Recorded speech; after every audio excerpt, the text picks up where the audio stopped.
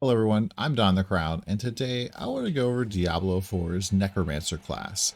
Now this is one of the two classes that we did not have access to in the most recent beta. However, with the upcoming open beta available to everyone, we will be able to play this class from Friday through Sunday. And so I kind of want to go over all of the stuff that we have available to us, mostly thanks to data mining, and just kind of see what the class is all about, because I'm really hankering for more Diablo 4 content. And Necromancer's kind of a fan favorite. It's kind of a classic class that wasn't in Diablo 3 in the start, but I'm really happy to see that it is in the start of Diablo 4. And so we're going to go through the skill tree here. We're going to go through the legendary powers that we already know are in the Codex. There's definitely more than what is here. And we're going to go through the Book of the Dead system, kind of how it works with summoning different types of minions. And also we might go through some of the unique items, which we won't see until much later in the game, and some of the legendary Paragon stuff. So if you want to go hop to a particular part, I'm probably going to put in the descriptions timestamps and stuff, so it should be at the bottom below. To start off with, what type of build archetypes can we expect from Necromancer? And really to kind of answer this in the easiest way possible, we're actually going to start at the very bottom of the skill tree. If you don't know, every single class is going to proceed down a skill tree, and as you spend points, you can unlock skills tree sections deeper down as you spend points. And the very deepest part of the tree for every single class is always the capstone passives. These are things where you can only take one of these nodes, and it generally empowers and kind of defines your build a little bit. And so there are 4 capstones for the Necromancer class that really kind of help cap off an archetype of a build. And these 4 basically are minions. Here with Callan's Edict, it makes it so that after you have not taken damage for some unknown amount of time, your minions gain attack speed. And while you have at least some amount of minions, that bonus is doubled. I'm sure that this is a decent buff if you're a minion player. The next one is Bone Skills. So this increases your Bone Skills have increased damage for each point of essence you have above 50 upon cast. There's definitely ways to increase the total amount of essence you can have, both from a skill tree, from items, probably from Paragon as well. So I could see this being very powerful on a bone skill class. And then we have blood skills. So this increases your maximum life by 10%. And after being healthy for 25 seconds, your next blood skill overpowers. Overpower is basically a mechanic where your skills will kind of like super crit almost. It does like a bunch of bonus damage based off your health and your fortify value. Blood skills seem to have a lot of fortify value baked into them. And so they should kind of make the stuff hit very, very hard. Now, I don't know about the 25-second thing. That doesn't seem all that strong. However, if it just keeps proccing, if you stay at, healthy past 25 seconds, that could be pretty overpowered, no pun intended. The very last archetype is Shadow. So Shadow damage infects enemies with Shadow Blight for 2 seconds. You and your minions deal bonus damage to enemies that are Shadow Blighted. Every 20th time an enemy receives Shadow damage from you or your minions while they're affected by Shadow Blight, they take increased Shadow damage. So that seems to be really powerful for things like the World Boss or just bosses or tanky elites in general for late game. And so we have Shadow, Minions, Bone, and Blood as the different skills here.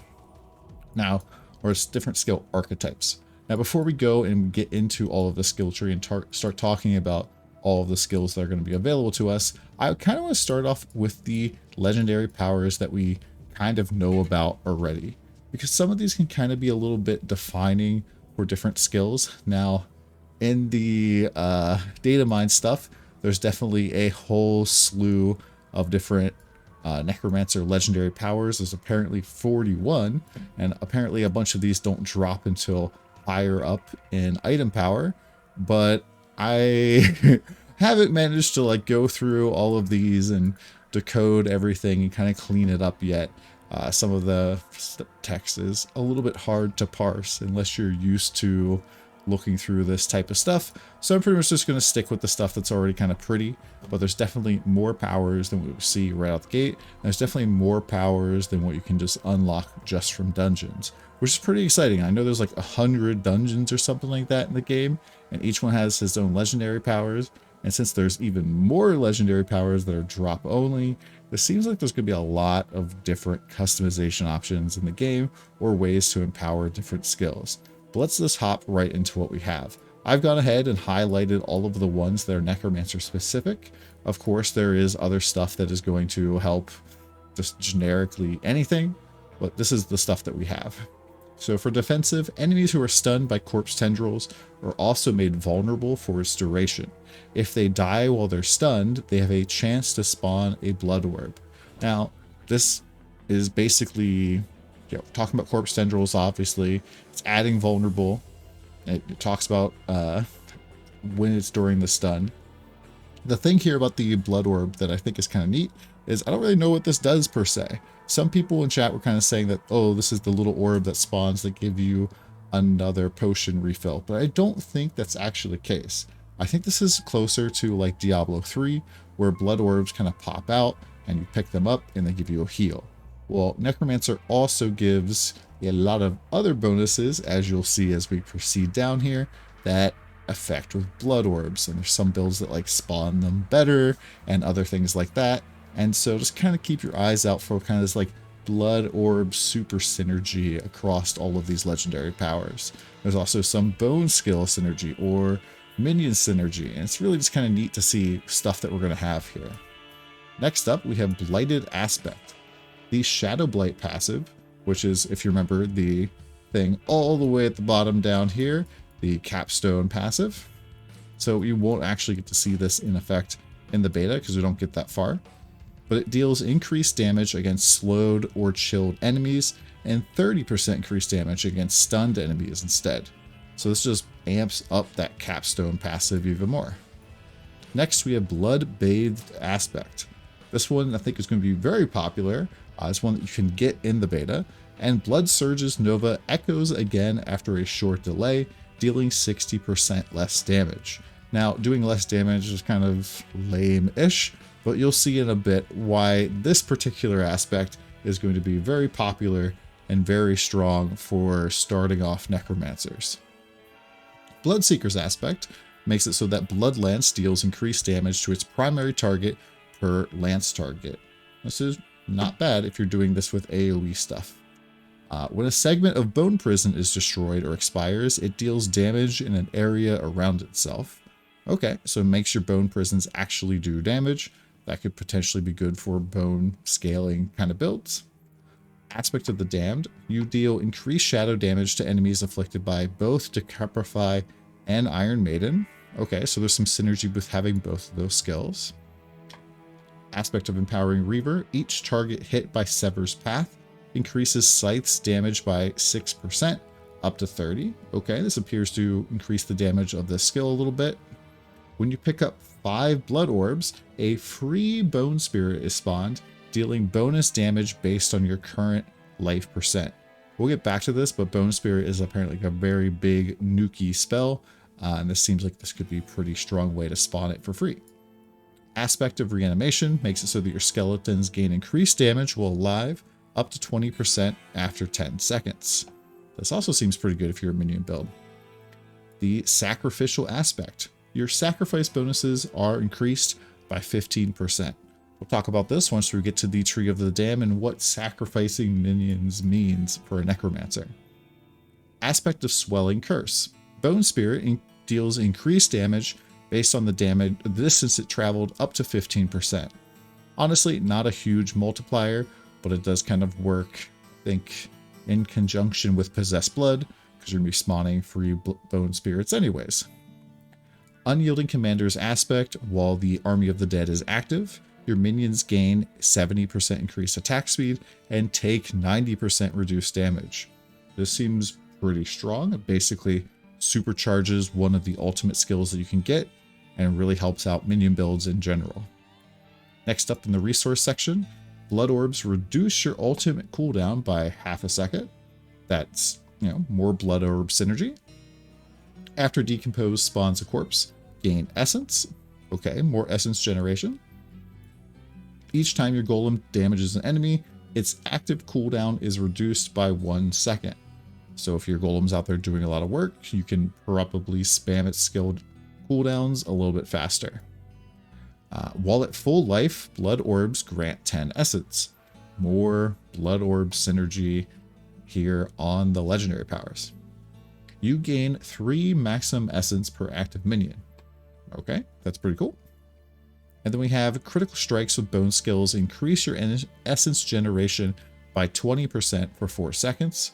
Essence, I believe, is going to be like mana basically. So this is a good way to generate even more stuff, especially because bone skills are pretty good at critting. We have torturous aspect, which makes it so that enemies afflicted by your Iron Maiden have a chance to be stunned for 1 second when they deal direct damage. So this is if they hit you, they have a chance to be stunned, which is kind of like a Thorns build a little bit. There was also that note up here that made it so that we deal increased damage to enemies that are affected by both Decrepify and Iron Maiden. So these kind of like help work in conjunction together. And then last but not least, we have Aspect of the Void. Blights defiled area, when spawned, pulls enemies around the affected area. So anything that kind of like moves enemies to a more advantageous spot for either yourself or your teammates is always a really powerful thing. Diablo 3, this is like a really nutty type of skill that people could bring in for their party, to be having the ability to reposition monsters so that people could do more damage or be safer in combat. I think this will be something that could potentially late game be very powerful. Next up, let's move to the unique system that Necromancers are going to have. They have the Book of the Dead.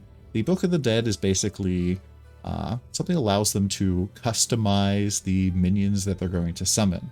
You'll notice here in a little bit that the skill tree itself doesn't actually have like a summoning section, and that's because their like unique stuff is all about summoning skeletal warriors, mages, or golems. Now, from what I understand, you will have to have, if you want to summon warriors or mages or golem, you have to have like the button on the bar for them, or if you want to like activate their powers for them, you have to have their button on the bar, which I think is maybe a little bit lame. It kind of reduces the amount of buttons that you can have overall. However, if you're focusing on minions, that just probably means you're not focusing on using skills directly too much anyways, so not a big deal. So every single Necromancer will be able to summon or not, so you can get to choose what you want to do. So when you start off, I believe at level 1, you'll have access to skeletal warriors, and then you'll unlock skeletal mages somewhere along the line. I believe that we won't have access to this in the beta because this will probably be outside of the first zone, and then golems are even farther down in the leveling tree, but we won't get to see skeletal mages or golems, but we can look at skeletal warriors. You'll notice that each of these kind of subsections of types have a little cluster here, and what these are is that there are different types of skeletal warriors or different type of skeletal mages or golems that you can choose to specialize in. So skeletal warriors have skeletal skirmishers. They're sword wielding damage dealers that deal increased damage but have reduced life. Or you can choose to focus on skeletal defenders, which just have more life and are tankier, more robust minions. Or we can go with skeletal reapers, which deal area damage with a slow and powerful scythe, but it has a special wind-up attack that deals heavy damage every 10 seconds. Now, if you choose to pick like skeletal warriors, you can then choose one of 2 upgrade options. So you can either raise an additional skirmisher, or every time you critically strike, your skirmisher's next critical strike, next attack critically strikes as well. This can only happen once every 3 seconds. Now, the last option you can do, if you don't want to do either one of these upgrades, and you don't even want to summon skeletal warriors at all, is you can choose to sacrifice summoning this minion type. So if I choose to sacrifice summoning my skeletal warriors as skirmishers, I'm going to get 5% increased critical strike chance, but I can't summon skeletal warriors anymore. If I wanted to if critical strike chance isn't something I'm interested in, I could instead choose the Skeletal Defender option, which would make it so that I get 15% non-physical resistance. I still can't summon Skeletal Warriors, or we can go with Reapers, which make it so that I deal increased shadow damage, but I can, still no longer summon Skeletal Warriors. I think you get the idea. Basically, you get to pick which one of these 3 types of skeletons you want to specialize in, and then you get to either upgrade them in one way or the other, or choose to not summon this type at all. And yeah, that's something you would do for Skeletal Warriors, Skeletal Mages, or Golems. So if you don't want to deal with minions at all, you still just want to play a Necromancer in some way, you do not have to summon minions in any way, shape, or form. You can get bonuses from the tree here, and remind you, there was a legendary power that increases the effect of the sacrifice thing, and I'm pretty sure there's even some other additional powers that will amplify the sacrifice power. I think it's on the skill tree, or maybe a legendary thing on the Paragon board. So I think that all of these are kind of interesting. So right now for Skeletal Warriors, we already went through, you can summon more, or when you crit, they crit. For Defenders, every 8 seconds, they negate the next instance of direct damage, making them more tanky. Or you can increase the amount of thorns that Defenders inherit from you from 30% to 50%. I could see this being pretty popular. I know that the Thorns Barbarian was pretty popular in the beta, and so just making your Skeletal Defenders very tanky with a lot of thorns, and there's a lot of thorns options on the tree that you can focus on, and so that minions are basically just running out there getting themselves killed, and they're just thornsing everything. I think that could be a really cool build, and this would probably even have better clear than the Thorn Barbarian, since you can have an elite hitting multiple minions at the same time, as opposed to only hitting one barbarian. Could be kind of cool. The Reapers here have Reaper attacks against enemies who are immobilized, slowed, stunned, or vulnerable reduce the cooldown of their wind-up attack by 2 seconds. This could be pretty strong as well. I'm not sure exactly how many Reapers you can summon, but this could make it so that they're doing more damage overall. Or you can make it so that they have a chance to carve off the flesh of enemies, which forms a corpse. And this cannot happen to the same enemy more than once every 5 seconds. So this allows you another way to generate corpses, which are used for several of the skills in the game. And one thing I want to point out is each one of the archetypes of minions has some way of generating corpses. For example, here, Bone Mages use its own bones as projectile, but it deals heavy damage for a life cost, and every time one of them dies from, throwing its own bones at an enemy, they'll leave a corpse behind and help fortify you. Meanwhile, the Bone Golem up here, which taunts enemies in a wide area, I believe that every time it takes up to 20% of its maximum life as damage, it sheds a corpse. So the Bone Golem is basically 5 corpses at least smashed in all together. For Skeletal Mages, we have the options between Shadow Mages, which do shadow damage, Cold Mages, which do cold damage, or Bone Mages, which we already talked about. Shadow Mages, if we decide to sacrifice them, are going to increase our maximum essence, and then Cold Mages make it so that we deal increased damage to vulnerable enemies, and then Bone Mages make it so that our overpowered damage is increased. The Shadow Mages have a chance to stun, and they can't repeatedly stun though, but it's a 10% chance. So if you have a few Shadow Mages peppering the elites, they have a pretty decent chance to get some stuns going. Shadow Mages can fire an additional Shadow Bolt every 6th attack, so it's a small damage increase for the Shadow Mage. Cold Mages, each time your Cold Mages damage enemies with their primary attack, you gain essence. This is pretty neat because this allows you just kind of allow your minions to help generate some essence for you. So definitely in a build where you're going to be casting a lot of spells that cost essence, having these minions will be pretty helpful. The other ones are enemies who are frozen by or damaged while frozen by your Cold Mage's primary attack are made vulnerable. So if you're doing some sort of freezing style build, this could help add vulnerable to your damage options. And then last but not least, Bone Mages reduce the life cost of your Bone Mage's attacks from 15% to 10%, and after they're alive for 5 seconds, they deal increased damage. So we can see here that every single time a bone mage attacks, it's going to eat away at 15% of its own life.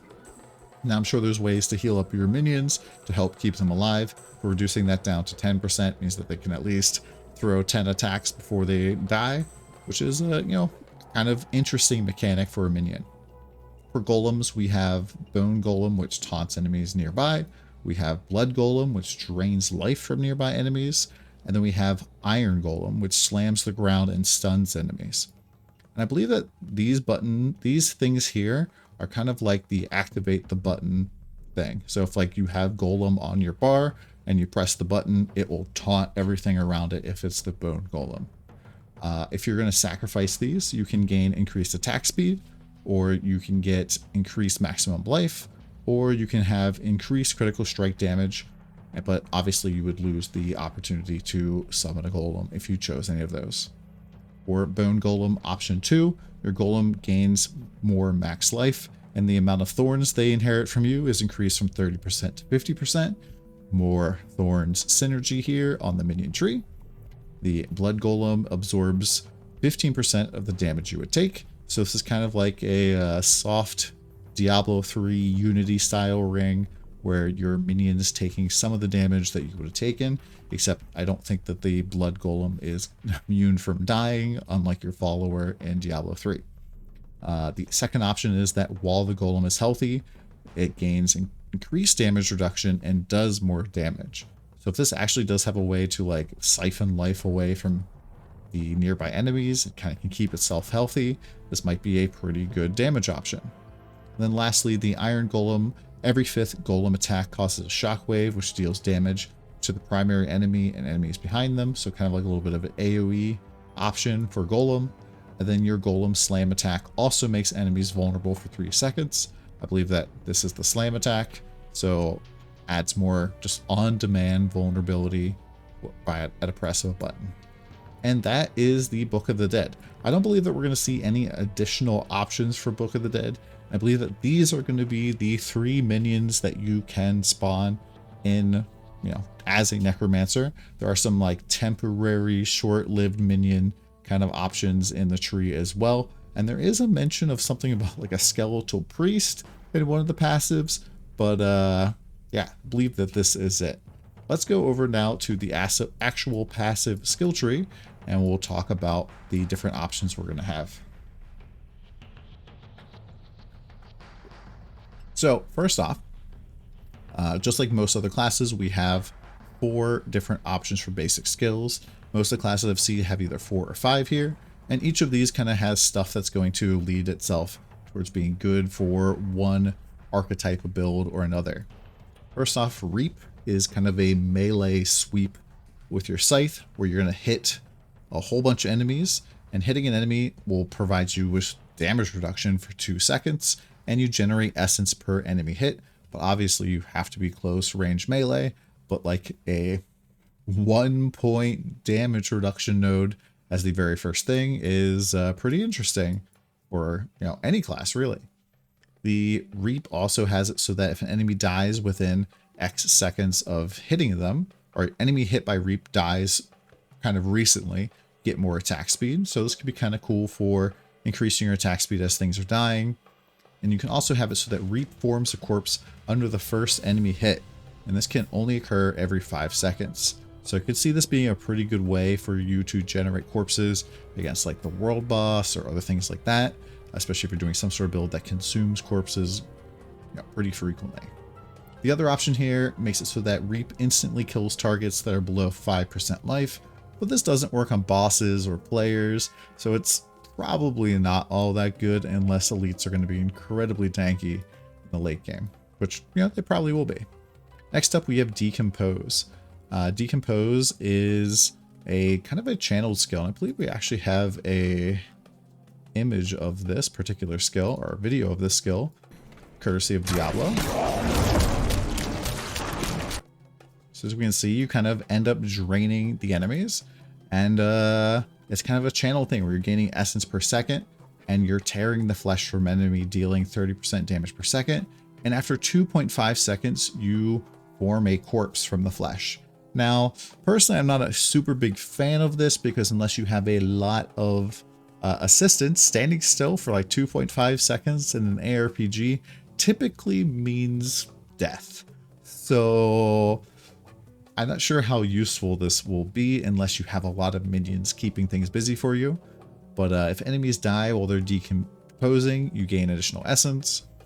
You and your minions deal increased damage to enemies who are being decomposed. So this would potentially work really, really well with some sort of minion build where like the elite or the boss is busy fighting all your minions and you can just sit there and channel decompose on them, and maybe you can do something with those corpses that are spawning. You can also make it so that you are slowing enemies as you're decomposing them, which is kind of neat as well. Hemorrhage, I think, is kind of obviously the blood archetype basic skill. This makes it so you burst an enemy's blood, dealing damage, and it has a flat chance to form a blood orb, 20%. This is not like lucky hit or anything, it's just 20% chance to spawn a blood orb, which I think is pretty good. This next thing makes it so that after you pick up a blood orb, your next hemorrhage also deals damage to enemies around your target and grants additional essence per enemy hit. So like maybe like every 5th time you cast hemorrhage, you're going to get like even more juice going in here, even more healing. And I think this could be also pretty powerful.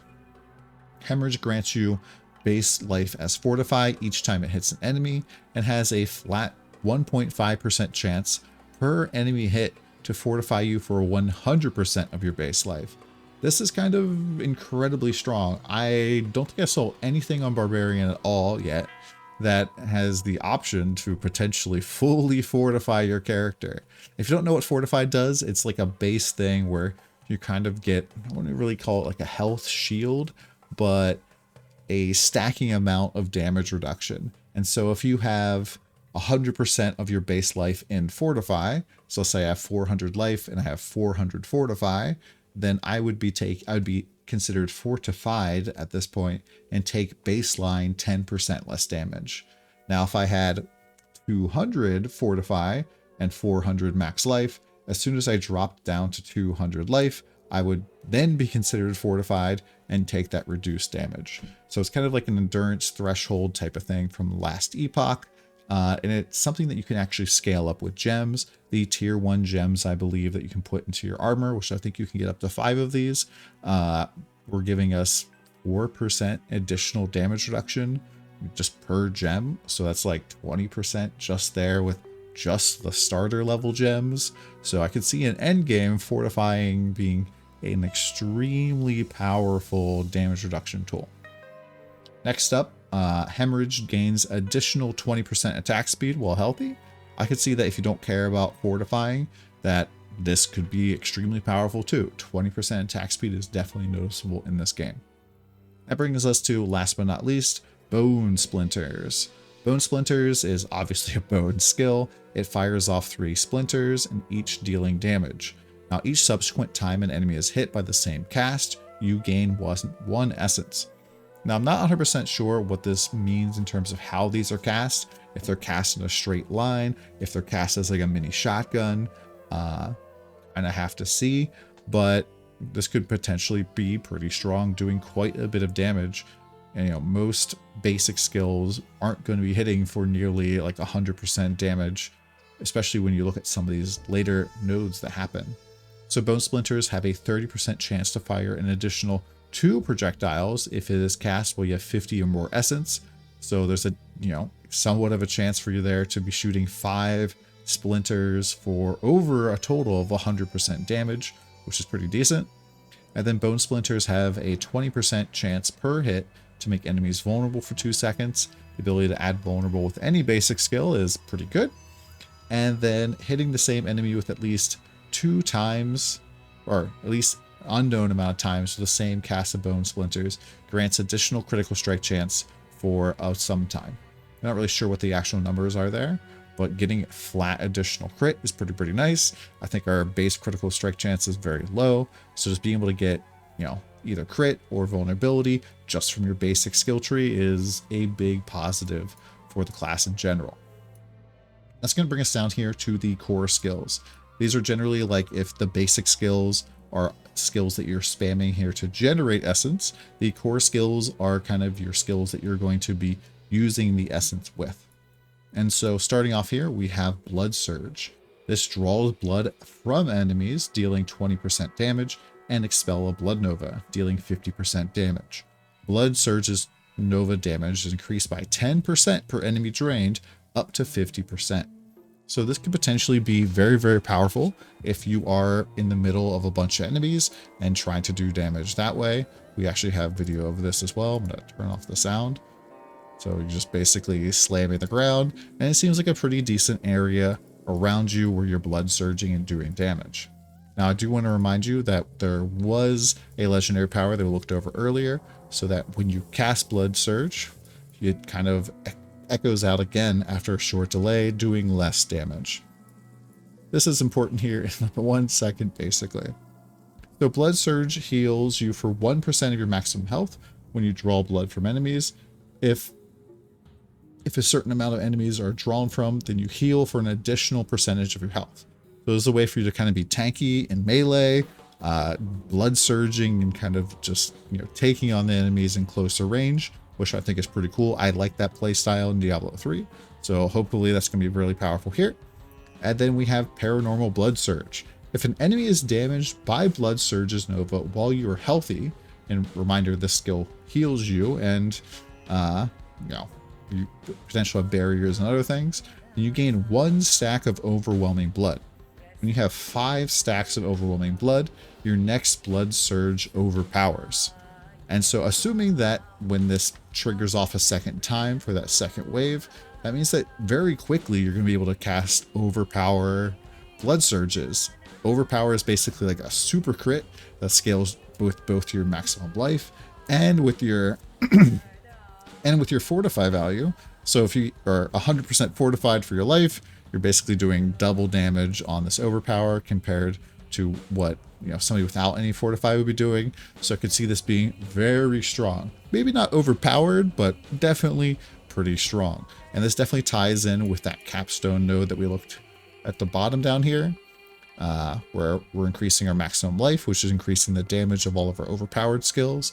And you can see that there's kind of an overpower theme with the blood builds. The last node is each time an enemy is hit by Blood Surge's Nova, you are fortified for an amount of your life. When you fortify for a certain amount of your maximum life, it does increased damage. So maybe if this overpower node isn't all that great, this will allow you to get fortified super duper easily, be very tanky, and do more damage. This is looking like a pretty cool, potentially very powerful skill for leveling, because it gives you the ability to do damage, heal up from damage, and sounds pretty good. Next up, we have Blood Lance. Blood Lance is another skill that had a legendary power. You throw out a Blood Lance that lingers in the enemy for 3 seconds, and it deals 45% damage to the enemy and all other lanced enemies. Next, Blood Lance pierces through enemies who are already lanced, and it deals reduced damage to subsequent enemies after the first. So you can kind of like throw out the Blood Lance, hit one enemy, it's lanced, throw the Blood Lance again, it'll go through that enemy, apply that lance to more people, and it'll hit everybody that's lanced. And then while at least 2 enemies or a boss are affected by Blood Lance, you get more attack speed, and the essence cost is reduced. This already has an essence cost of 10, and there is stuff out there that reduces the cost of things. So this could potentially be a very spammy skill where you're just spamming out Blood Lances like crazy. Maybe your cold mages, I believe, are giving you more essence as they're attacking. So it could be a pretty neat little spammy skill. The last one here makes it so that after you've cast Blood Lance several times, the next cast is guaranteed to overpower, and it spawns a Blood Orb under the first enemy hit. More Blood Orb synergy, more overpower synergy. These 2 passives here increase your maximum essence up to 9, and this one makes it so your core skills cost up to 15% more essence, but deal 30% increased damage. This is not bad. However, when you consider the fact that just leveling up a skill increases its damage by about 10%, going up here and increasing the cost of it is not as effective as just leveling the skill up to level 5, unless you are planning on using multiple core skills for some unknown reason. Generally, I think you would only really want one of these. And so I don't really think that this is perfectly balanced per se. Next up, we have Bone Spear, a classic skill. This conjures a bone spear from the ground, dealing damage and piercing through enemies. I think this is going to be another skill where you're kind of throwing it out, but it's going to be similar to like Path of Exile's, I think, Frozen Spear or Ice Lance, whatever it is, where it travels for a little bit and then shatters, just judging off the rest of the description here. So when Bone Spear breaks into X amount of shards when it's destroyed, dealing 10% damage each. So I kind of think that's going to travel through the air, and then as it pops, it's going to do these like damage shards that have their own individual hits. Bone Spear also makes the first enemy hit vulnerable for an amount of time. Guaranteed vulnerability is really, really good, especially for bosses. Bone Spear has increased critical strike chance, and if its primary projectile critically strikes, it fires a lot more bone shards after being destroyed. So once again, kind of lends credence to the like it's a projectile that explodes and does damage. Next, we have Hewed Flesh, which is a lucky hit thing, which I'm not a huge fan of. But the damage your damage has a chance to create a corpse, and the chance is doubled against bosses. We're not really sure what the percentage is here, but you know, with some skills that maybe have like a really high lucky hit chance, you could be creating a lot of corpses. But you have to see. Sever, this is another thing that had a legendary power to increase the damage.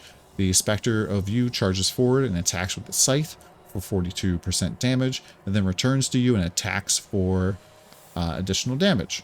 It's kind of neat. I'm not sure how well this is going to work, but the idea of sending out something to attack at range is kind of cool. It now deals damage along its path for a percentage of the initial damage, and every fourth cast of Sever makes enemies vulnerable, again, more vulnerable here from core skills, although this is only the fourth cast as opposed to basically every cast, although I guess Sever seems like it's going to hit more enemies because it's kind of like a ghost trailing out. And then the other option is Sever deals increased damage for each minion you have on cast. So this is maybe a skill that kind of scales up as you have minions, something to kind of spend your essence on. Blight is another core skill. This is the one I believe that made it so that when you cast Blight, it pulls in enemies around the affected area. So this is a damage over time thing on the ground over 6 seconds. It will slow enemies, and you can increase your and your minions' damage to all enemies that are affected by Blight. And then Blight has a chance to immobilize enemies instead if you want to go that way. So this could be another thing that's pretty good with minions. Next up, we have the Macabre, or I don't know, Macabre part of the tree here. There's a few different skills. Blood Mist is basically the like blood pool from Vladimir from League of Legends. If you're familiar with that, you're going to kind of go vulnerable from damage and move kind of slow. And it has the ability to heal and do damage during that time. And so you disperse into a bloody mist, you become immune, and your movement speed is slowed, and you periodically deal damage to enemies and heal for your maximum life. Casting a skill that overpowers reduces the cooldown of blood mist, so you can potentially get this back pretty fast, and then it also leaves behind a corpse every few seconds. Or have the option to fortify you based on the number of times you hit an enemy. So more fortify or more corpses here. There's Thorns, just straight up Thorns. This could be really, really good if you are planning to scale like a Thorns minion build. And then this is the first passive node that buffs a Book of the Dead monster type. And so we're going to see Skeletal Warrior Mastery here. This increases the damage and life of your Skeletal Warriors all the way up to 45% if you want to invest 3 points in here. There is similar nodes, I believe, for the Skeletal Mages down here in Corruption. And then I believe somewhere down here there's a Golem node. Yeah, Golem Mastery in the ultimate part of the tree. And so if you're really minion focused and you're like, well, these skills kind of don't seem like they're going to benefit me this much. What am I really getting from this part of the tree? This is basically what you're getting the benefit from. Increased 45% damage for a skeleton type could be potentially pretty strong. Next skill up, we have Bone Prison. This basically makes a prison of bone that surrounds an enemy and kind of stops them from moving. They don't have a lot of life. They have a 12 life. So these things will probably die very, very easy. However, you can gain essence for trapping enemies. This doesn't have an essence cost. And you can gain Fortify for every enemy you've trapped. Or you can make enemies vulnerable. So like on-demand vulnerability. And there is the legendary power that makes it so that when the Bone Prison dies, it explodes and deals damage, which could synergize with other bone skills. This Grim Harvest node makes it so that consuming a corpse generates essence, and then you deal increased damage for 4 seconds after consuming a corpse, all the way up to 12 points. And then we have Corpse Explosion. This is probably going to be a really OP, powerful option, or at least a popular thing. In Diablo 3, Corpse Explosion kind of been notorious in the past, and so we'll have to see kind of how this works in this particular game. But there's lots of synergy here between Grim Harvest and Fueled by Death and Corpse Explosion. You basically will be able to detonate a corpse, dealing damage to surrounding enemies. It has an unknown essence cost, which, if that essence cost is lower than, 9 or something, then basically consuming corpses will just be free. I have a feeling this will probably be like maybe 20 to 40 essence costs. I'm not really sure though, %. So increase the radius of the skill. You can make it so that it becomes a darkness skill, and instead of exploding, it releases a vile miasma, dealing damage over time. So I'm not really sure what type of skill Corpse Explosion is going to be baseline. I mean, it could be bone, maybe blood. It's definitely not darkness, so it's kind of interesting to see that this is changing the kind of skill type to a different skill. And the last one makes it so that Corpse Explosion deals increased damage to enemies that are slowed, stunned, or vulnerable. And these damage bonuses can stack. So if you have a slowed, stunned, or vulnerable elite pack, well, they're going to get exploded by Corpse Explosion. So this seems pretty powerful. Maybe some way to stun everything in an area, and then you just corpse explode like crazy to really do tons of damage will be the way to go. Next up, we have the Corruption Tree. This, as a reminder, has the Skeletal Mage Mastery, increasing the damage and life of your Skeletal Mages up to 45%. We have Iron Maiden. This is our first curse skill. Enemies afflicted by Iron Maiden take damage each time they deal direct damage. So this is kind of like a indirect thorns type of skill. And then we have Iron Maiden no longer costs essence, and instead it gives you essence when you curse enemies, but these have to be enemies who are not already cursed. So basically it just takes the 10 essence cost away and allows you to, as you curse enemies, get essence really, really fast. Depending on the AoE of this could be a really good way for you to generate essence as you're speed clearing through maps. Heals you for a percentage of your maximum life when an enemy dies while afflicted by Iron Maiden. That's kind of neat, especially if you're already just using it for free essence.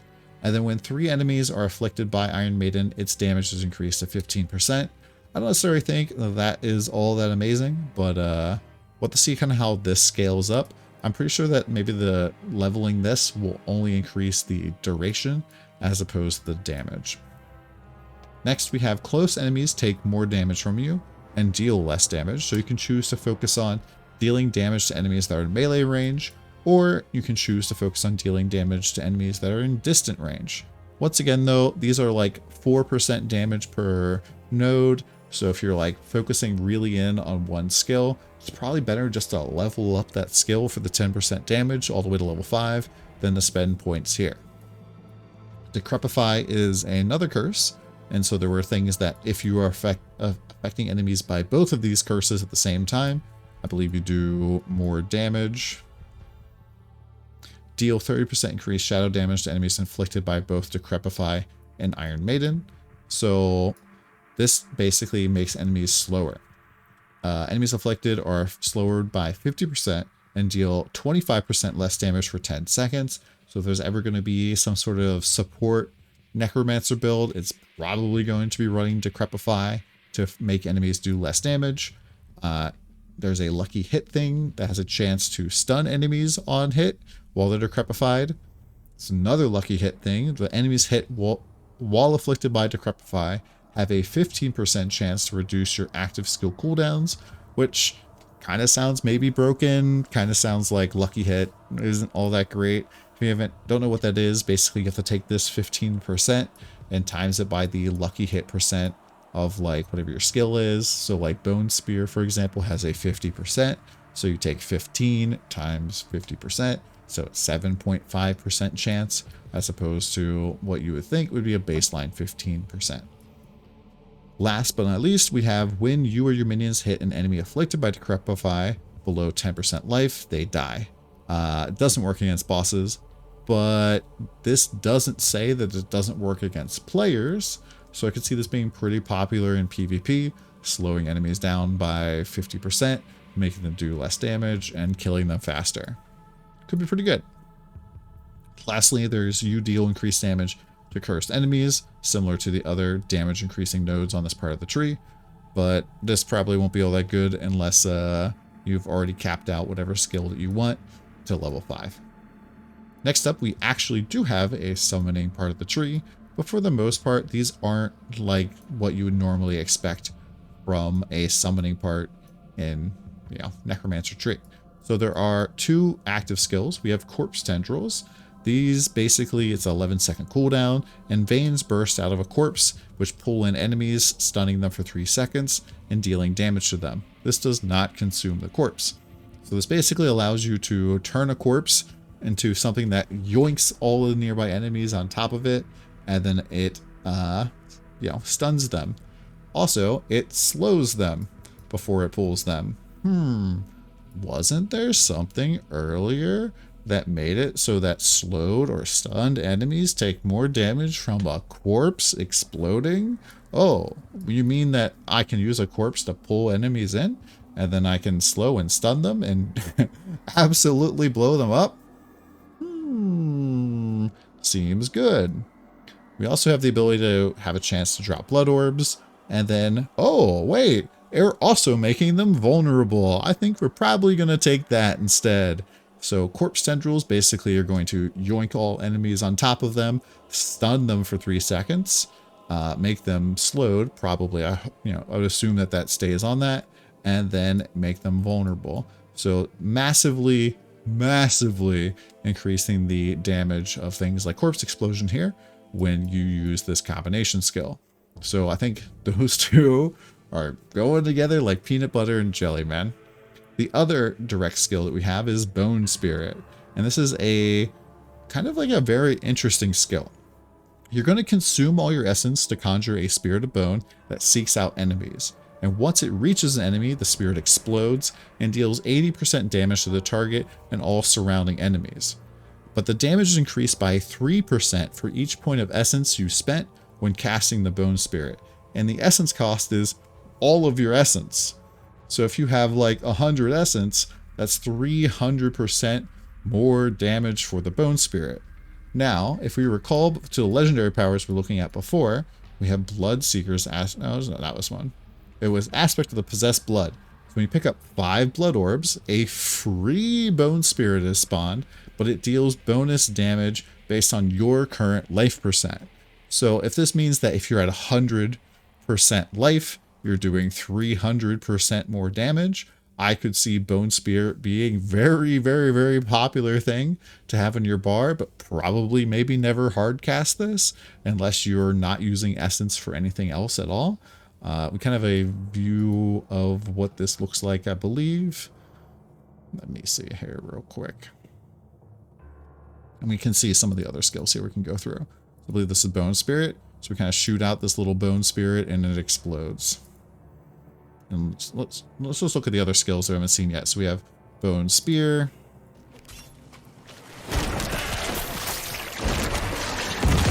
So you can see the spear basically travels out and then maybe explodes as you're hitting enemies.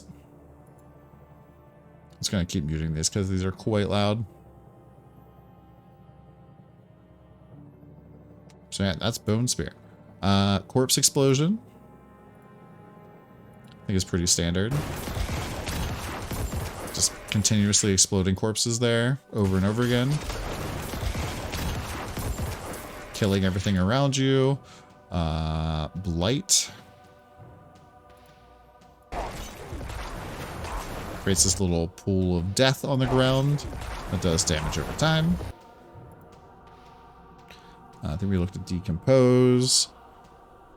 Raised Skeleton. Iron Maiden. Not the band, of course. So it looks like it affects a pretty sizable area. So, you know, there is an option to gain essence for when you're applying this particular skill. We have Bone Prison over here.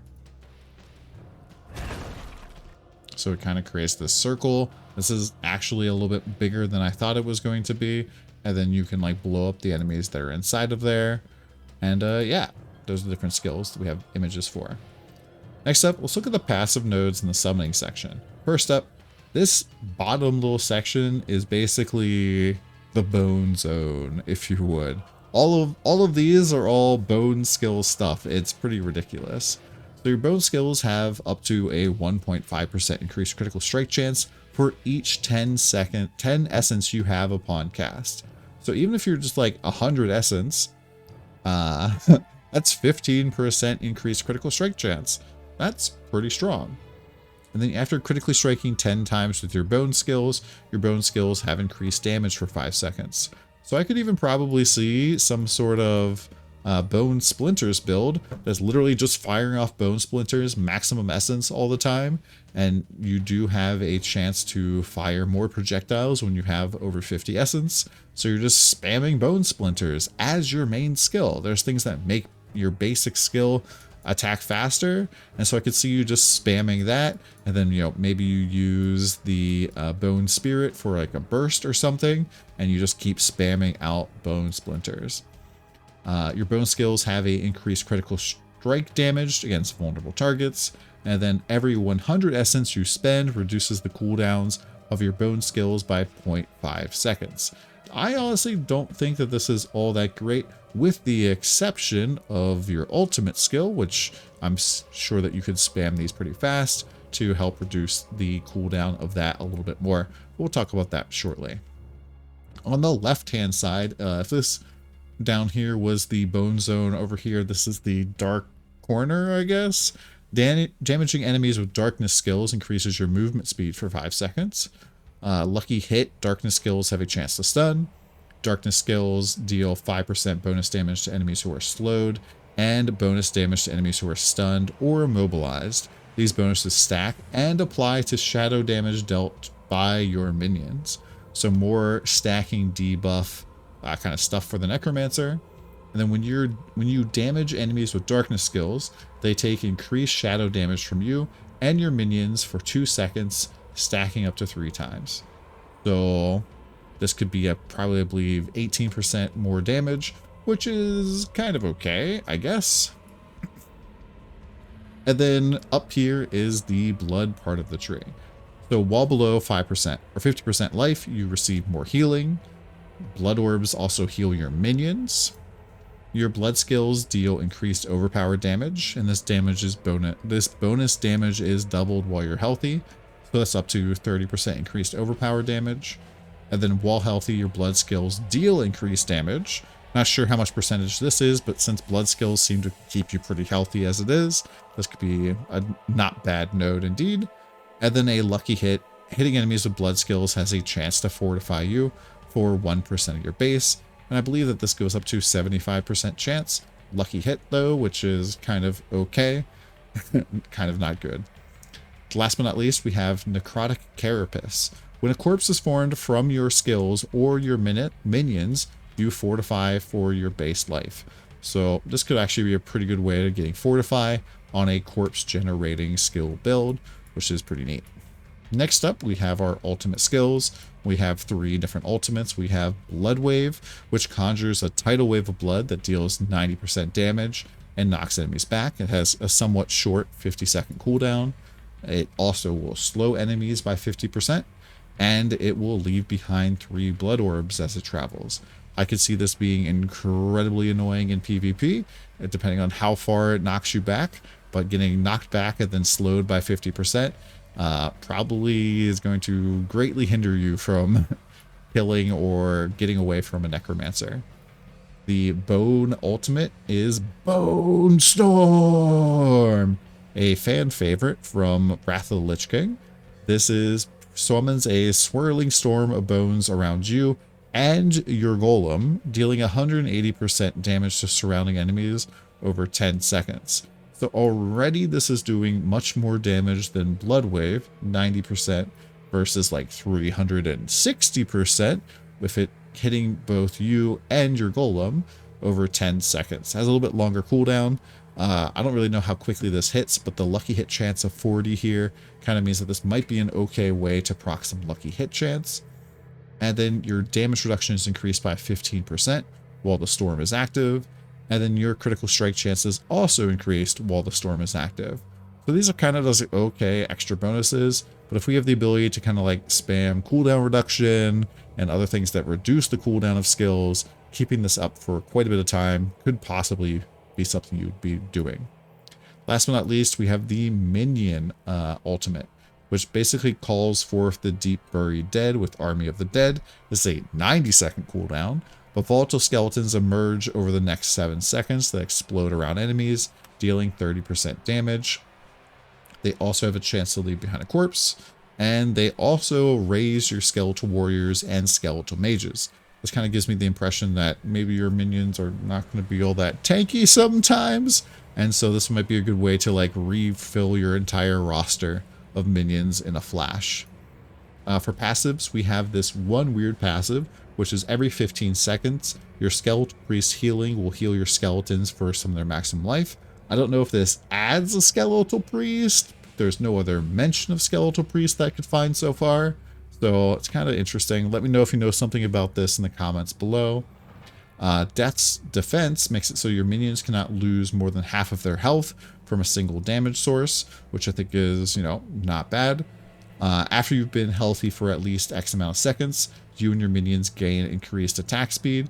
I find this is kind of a weird node here, because after you've not taken damage, you also get attack speed. So healthy, not taking damage, these are very, very, very similar nodes, but this one is a little bit more forgiving than the capstone one. And your minions deal more damage while you're close to them. So up to 30% more damage for your minions could be pretty decent. Once again, we have Golem Mastery increasing the damage of your golems. And then over here we have increases your damage reduction, but reduces that amount for each active minion. So standalone is definitely one of these things where if you're sacrificing all of or most of your minions, you're probably going to pick up. 18% damage reduction is nothing to sniff at. And then sacrificing both skeletal warriors and mages increases their sacrifice bonuses by 20%. So that goes up to 60%. So some of these sacrifice things, for example, could be like 5% crit. So that would bring it up to 8%. And I believe that there was one of these over here that made it so that when you sacrifice, your sacrifice bonuses are increased by a further 15%, whether that's multiplicative with the previous 60 or additive. We'll have to see how that works out. And that is the entirety of the skill tree. Some really cool, some really interesting things. I'm definitely seeing some like bone skill synergy, some blood skill overpower, leech style synergy with blood orbs. I'm seeing corpse synergy, minion synergy. There's a whole bunch of like definitely interesting and cool builds we're looking forward to checking out. Last but not least, I kind of look at some of the Paragon board stuff. So this stuff that we're not going to have access to in the beta, and this definitely aren't all of the Paragon boards that we're going to have. But basically the way that these things work is you're going to go through your first little Paragon board, kind of picking up powers as you go up through it, picking up like a socket that empowers things in the radius. And then after you get to one of these board attachment gates, you'll be able to attach another Paragon board to it of your choice, and you can enter from any side on these boards. And these boards, the things that you really care about are like some of these rare nodes are going to be pretty good. There's also like magic ones. There's sockets that affect all of the nodes and area around them. And then there is also legendary nodes on the tree. So for example, your minions deal increased damage for each minion type you have active. This only accounts for skeletal warriors, mages, and golems. So if you're going to be playing minion build, that's pretty strong. Over here we have Hulking Monstrosity, which focuses on making your golem more powerful. And I think that golems are going to be something that a lot of people are just going to want in general. So this might be just a popular legendary power to pick up. Consuming Corpses grants you increased damage for an amount of time. So once again, some Consuming Corpses synergy. With at least X number of corpses nearby, you gain damage reduction. And then with no corpses nearby, you deal increased damage. So this could be something that if you're consuming lots of corpses, you're getting that increased damage. And this is something like it's going to give you more damage for the Corpse Explodey build. Now, if you're not a Corpse Explodey build, not consuming the corpses, you probably have them on the ground from killing enemies. And so this will just give you damage reduction, making it good for both kinds of builds. Over here, we have hitting enemies with bone skills increases your damage and your maximum essence, and stacks up to some amount of increased damage and maximum essence. Next, we have Blood Begets Blood, which blood orbs grant increased damage up to an amount for some seconds. Attacks that are guaranteed to overpower deal increased overpowered damage. And then we have, last but not least, your shadow damage over time effects have a chance to deal bonus damage each time they deal damage. That's pretty much it for the Paragon board. I don't think I'm going to go into the legendaries and other uniques and stuff that are kind of in more of the datamined stuff.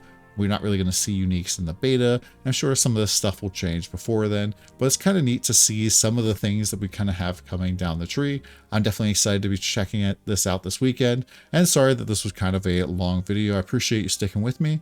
Come by the stream maybe if you're interested in more Diablo 4 content. See ya.